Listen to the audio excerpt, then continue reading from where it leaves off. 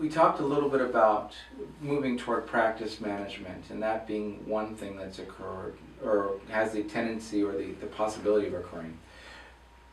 Electronic medical records are being mandated over time. There is going to be a transition from just a carrot and an incentive to a whip or something worse to get these doctors to comply. Are you seeing other pieces of technology, for example, with the requirements of efficiency of care, where telemedicine, as an example, might come into the fore, where doctors can actually proactively provide the better care using technology? The idea of the telemedicine is very interesting because most of these bigger managed care systems are already in the process of implementing it, and they are just running towards it. They've already set their electronic medical records straight, and independent physicians are way behind. They have to really work harder to get to those points. But yes, you are right. One of the increasing costs that physicians or practices are facing is the patient visits itself. I don't want to make it look like we don't want to see the patients in the office. Obviously, every physician's passion is to sit down and face-to-face talk to and examine them, and nothing is going to replace that. However, telemedicine has a big role in addressing some issues that they don't require face-to-face visit, or patients are far away from in a location that they cannot access their primary doctor. And that's a next step after the electronic medical records that has to be implemented.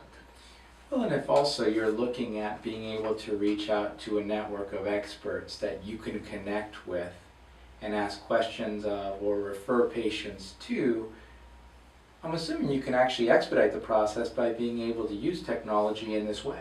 Well, thank you for asking that question, because telemedicine is just the part that deals with the patient care. However, that kind of a system can be implemented in a kind of a virtual office form, web-based, which connects the pharmacies, vendors, more of the other organizations or businesses with doctors and patients in one unit, in one single unit. But me, entrepreneurial side kicking in, I would look at that kind of a system of combining the vendors, combining the doctors, the other resources, the consultants, etc. Not only gives the doctor an opportunity to provide better care, it could potentially open up additional revenue streams. Exactly. That is a win-win situation in this scenario. The only issue is that doctors have to be aware that there is such help to be independent. Right. They can stay. They don't have to. They can still be doctors. They don't have to be business people. There are some affordable help that's available out there. Right. And so things like staying on top of their administration, staying on top of their processes and protocols, being able to match up with other vendors who could augment their practices, all of those things are available, and those partners are probably willing to share their resources. Of course. You can, let's say if the patient has an allergy to a medication, or they need some more information from the pharmacist, doctors, pharmacists, and patients can interact in one system, single system. The other thing that's exciting about that is that gives the independent physician or the independent practice their freedom, their ability to maintain their independence, but it also gives them the resources that the larger healthcare providing organizations have internally within their organizations. In managed care organizations tend to be more of a very, very secluded, they only practice within themselves. Let's say any organization managed care, they have their own pharmacies, for example. They don't connect. And part of the Affordable Care Act and the future of the healthcare is that to make the healthcare system centralized.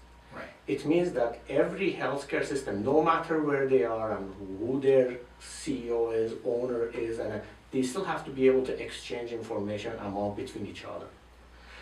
That way, if the independent physician come together and create that kind of network and use that, they will have, there are bigger network of independent physicians than managed care organizations. Currently. So, currently. So, then they will have the opportunity to say, look, we can do it. We can do it because can be centralized. We will connect with each other. We will help each other. We will stay in practice the way we want to stay.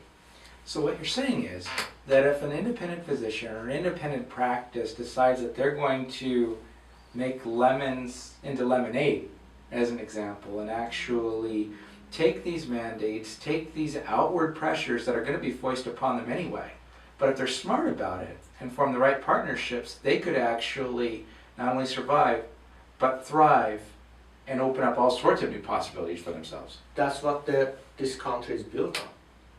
It's opportunity for small practices, and they can do it, and they have more power than they think they have. And compete with the big guys all at the same time. They can, all they need to get together, that's all.